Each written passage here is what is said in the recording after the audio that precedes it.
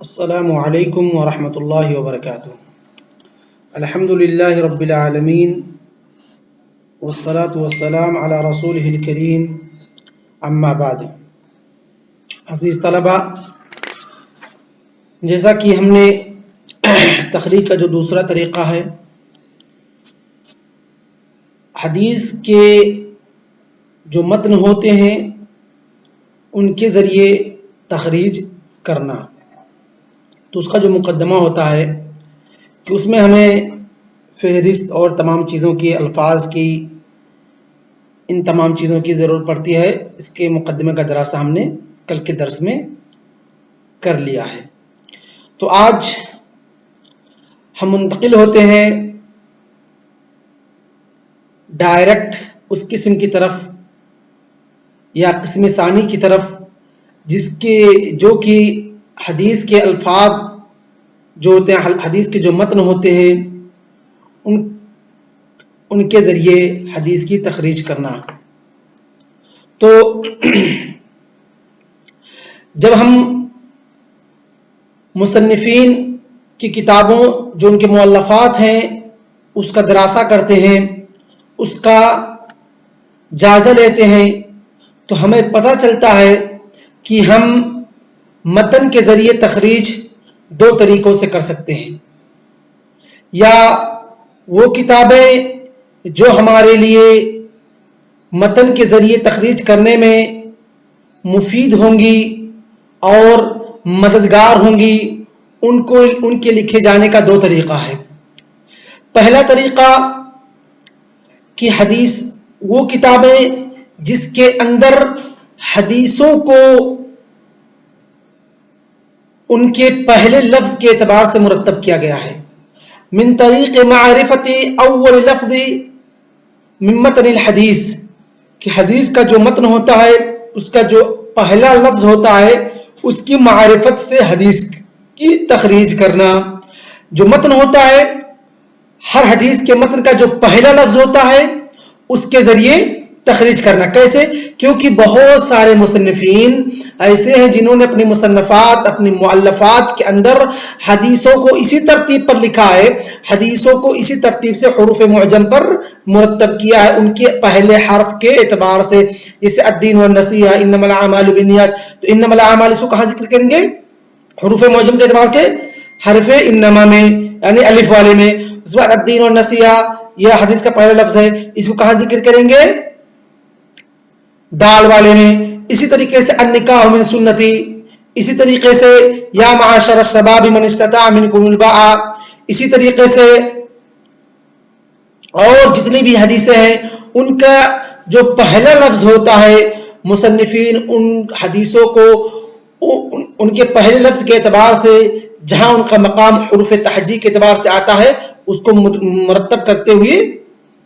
چلے آتے ہیں اور اس کو مرتب کیا ہوا ہے۔ تو حدیث کا دوسرا طریقہ ہے کہ متن کے ذریعے حدیث کی تخریج کرنا، تو اس کے اندر ہم دو طریقے سے کر سکتے ہیں۔ پہلا طریقہ کیا ہے کہ حدیث کے متن کے پہلے لفظ کے اعتبار سے، حدیث کے متن کے پہلے لفظ کے اعتبار سے حدیث کی تخریج کرنا۔ اس کے بعد اسی کے اندر دوسرا جو طریقہ ہے وہ کون سا ہے؟ حدیث پوری متن جو ہوتی ہے اس متن کے کسی بھی الفاظ کے ذریعے حدیث کی تخریج کرنا۔ تو گویا کہ ہمارے پاس دو وسیلہ ہے، دو طریقہ ہے متن کے ذریعے تخریج کرنے کا۔ یعنی اگر ہم کوئی حدیث متن کے ذریعے اس حدیث کی ہم تخریج کرنا چاہتے ہیں تو ہم دو طریقوں سے کر سکتے ہیں۔ ایک تو اس حدیث کے پہلے لفظ کے اعتبار سے، دوسرا طریقہ اس حدیث کے متن کی کسی بھی لفظ سے ہم حدیث کی تخریج کر سکتے ہیں۔ تو وہ کتابیں جو ہمیں حدیث کے پہلے لفظ کے اعتبار سے تخریج کرنے میں کارگر اور مددگار ثابت ہوں گی، وہ ہے جمع الجامع امام سیوطی رحمہ اللہ کی، اور اسی طریقے سے فردوس الاخبار،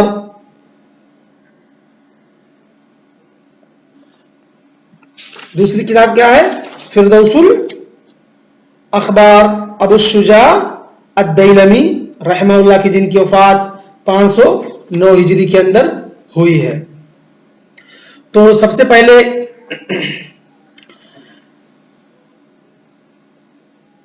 جو تخریج کا طریقہ ہے کہ متن کے پہلے لفظ سے تخریج کرنا، کہتے ہیں اتبع المفہرسون لالفاظ الحدیث النبوی باعتبار اوائلها منہجین رئیسین فی تالیف، کہ انہوں نے دو مین طریقوں کو، منہج کو اپنایا ہے حدیث کی تخریج کرنے میں متن کے اعتبار سے۔ پہلا ہے تقسیم الاحادیث القولیہ و فعلیہ، کہ جو پہلا قسم ہے الفاظ حدیث کے جو متن ہوتا ہے اس کے پہلے لفظ کے اعتبار سے تخریج کرنا ہے۔ بعض لوگوں نے اس حدیثوں کو دو اعتبار سے تقسیم کیا ہے، پہلا کیا ہے قولیہ، دوسرا کیا ہے فعلیہ، تاکہ جو باحث ہو اس کو آسانی سے حدیثیں مل سکے، کیونکہ فعلیہ حدیثیں جو ہوں گی ان کو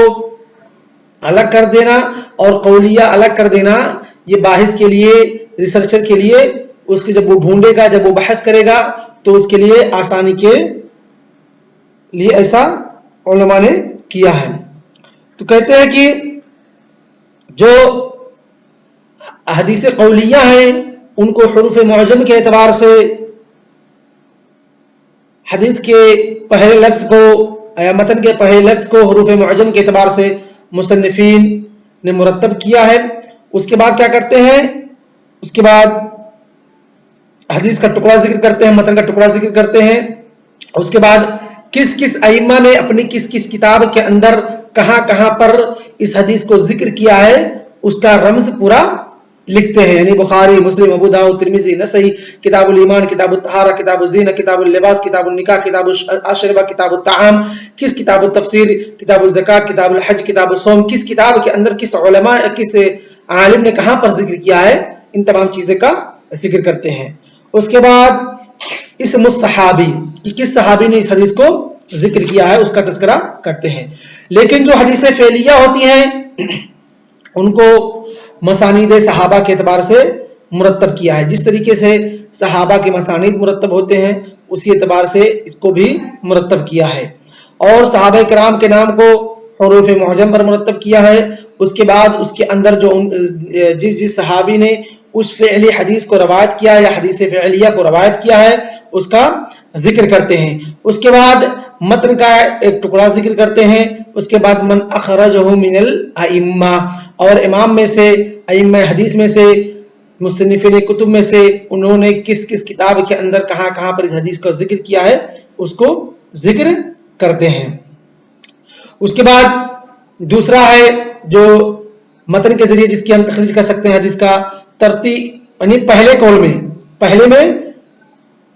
متن، یعنی متن کے ذریعے حدیث کی تخریج کرنے کا جو پہلا طریقہ ہے کہ وہ حدیثیں یا جو کہ متن کے پہلے الفاظ پر مرتب کی گئی ہیں یا متن کے پہلے لفظ کے اعتبار سے تخریج کرنا، ان میں دو طریقہ تھا۔ پہلا حدیثوں کو قولیہ اور فعلیہ کی طرف تقسیم کر کے اس طریقے سے مرتب کرنا، اور دوسرا ایسا نہ کرنا بلکہ جو بھی اس کی پہلی حدیث ہے اس کے اعتبار سے اس کی تخریج ممکن، یعنی اس حدیث کی تخریج کرنا۔ تو اس کے اندر مصنفین نے دو طرح کی کتابیں لکھی ہیں، ایک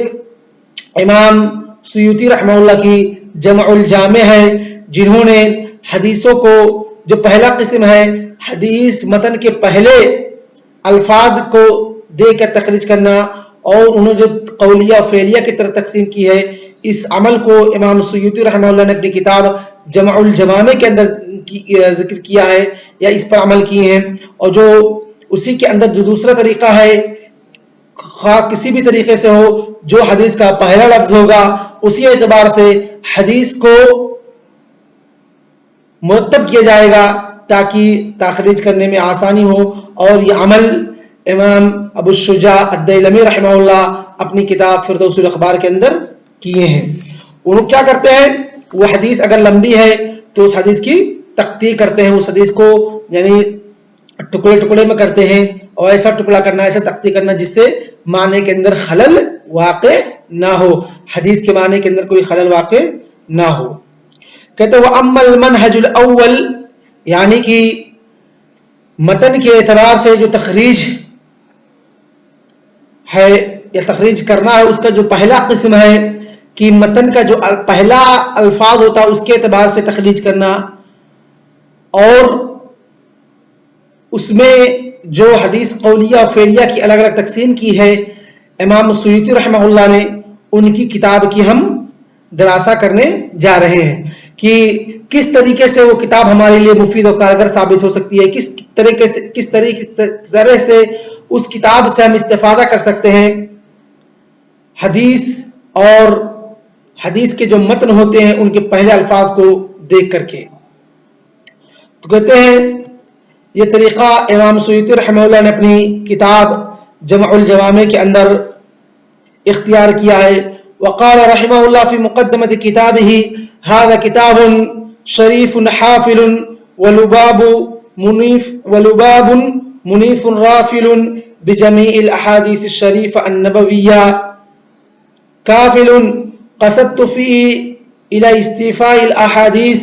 النبويه وارصدته مفتاحا لابواب المسانيد العليه وقسمتها قسمين. اس کتاب کے مقدمے کے اندر امام سیوطی رحمہ اللہ بذات خود کہہ رہے ہیں کہ یہ بہت ہی شریف یعنی اچھی اور مکمل حافل یعنی معلومات سے اور علم کے خزانے سے بھرپور ہے، اور یہ کتاب کیا ہے، لب لباب ہے، اور میں نے اس کتاب کے اندر استیعاب کا قصد کیا ہے اور استیفا کا قصد کیا ہے کہ تمام حدیثوں کو جو اللہ کے رسول صلی اللہ علیہ وسلم سے مروی ہیں، چاہے قولی ہوں چاہے فعلی ہوں، ان تمام حدیثوں کو میں نے اس کے اندر ذکر کرنے کی کوشش کی ہے، اور تمام حدیث نبویہ کو مکمل طور پر اس کے اندر جمع کرنے کی کوشش کی ہے، اور اس کے تمام ابواب کو اس کے اندر میں نے ذکر کیا ہے. اور میں نے کتاب کو دو تقسیم کی ہے، ایک قولیہ ایک فعلیہ. اس کے بعد اپنا منہج ذکر کرتے ہوئے امام سیوطی رحمہ اللہ فرماتے ہیں اسوق فیہ لفظ المصطفیٰ بنصہ واطوق کل خاتم بفصہ، کہ میں اس کے اندر جو اللہ کے رسول صلی اللہ علیہ وسلم کا لفظ ہوگا یعنی روایت بالمعنی نہیں کروں گا، بلکہ کوشش میری بھرپور یہی رہے گی کہ سنت نبویہ کے الفاظ کو اس کے اندر ذکر کیے جائیں. اور کہتے ہیں جہاں جس کا جو مقام ہے اس حدیث کو جہاں جیسے الفاظ کہے گئے ہیں میں ان الفاظ کو وہیں پر ذکر کروں گا، جہاں جس کا مقام ہے ان کو ان کے مقام سے جدا نہیں کروں گا. کہتے ہیں وَأُتْبِعُ متن الحدیث بذکر من اخرجہ من الائمہ اصحاب الکتب المعتبرہ. پہلے کیا کرتے ہیں کہ اصحاب کتب معتبرہ جو حدیث کی معتبر کتابیں ہیں ان میں سے کس ائمہ نے کس امام نے اس حدیث کو اپنی کتاب کے اندر کہاں کس باب کے اندر ذکر کیا ہے، اس کے ساتھ ساتھ متن کا بھی ذکر کرتے ہیں. اس کے بعد کس صحابی نے اس کو ذکر کیا ہے، 1 سے 10 تک یا 10 سے زیادہ جتنے بھی صحابہ کرام نے اس حدیث کو ذکر کیا ہے تمام صحابہ کے نام کو ذکر کرتے ہیں. اور اسی طریقے سے اس حدیث کے اندر وہ صحت اور حسن اور ضعف کا حکم بھی لگاتے ہیں، اور اسی طریقے سے کہتے ہیں کہ میں نے اس کے اندر حدیث کے پہلے الفاظ کو اعتبار کرتے ہوئے حروف معجم پر اس کتاب کو مرتب کیا ہے. اس کے بعد مصنف رحمہ اللہ ان کتابوں کے رموز کو ذکر کرتے ہیں جن کتابوں کے احادیث کو اپنی اس کتاب جمع الجوامع جس کے نام ہی سے ہمارے سامنے بات واضح ہو جاتی ہے کہ ان کا قصد کا جمع الجوامع یعنی جو جوامع ہیں جو جمع کی ہوئی ہیں ان کو جمع کرنا یعنی تمام احادیث کی کتابیں جس کے اندر حدیثوں کو جمع کیا گیا ہے ان تمام حدیثوں کو ایک کتاب کے اندر جمع کرنا، یہ امام سیوطی رحمہ اللہ کا منہج ہے، اور اس کے اندر انہوں نے دو طریقوں کو اپنایا، ایک حدیث قولیہ کو الگ کیا، ایک حدیث فعلیہ کو الگ کیا۔ ہر ایک کو حروف معجم کے پہلے ہر حدیث کو، ہر حدیث کا جو متن ہوتا ہے اس کا جو پہلا الفاظ ہوتا ہے ان الفاظ کو حروف معجم پر مرتب کیا ہے۔ تو آج کا درس ہم اسی پر اکتفا کرتے ہیں، اور جو رموز ہیں انشاءاللہ اس کا دراسہ ہم اگلے درس کے اندر کریں گے۔ صلی اللہ علیہ نبینا محمد وعلی آلہ وصحبہ اجمعین۔ السلام علیکم ورحمۃ اللہ وبرکاتہ۔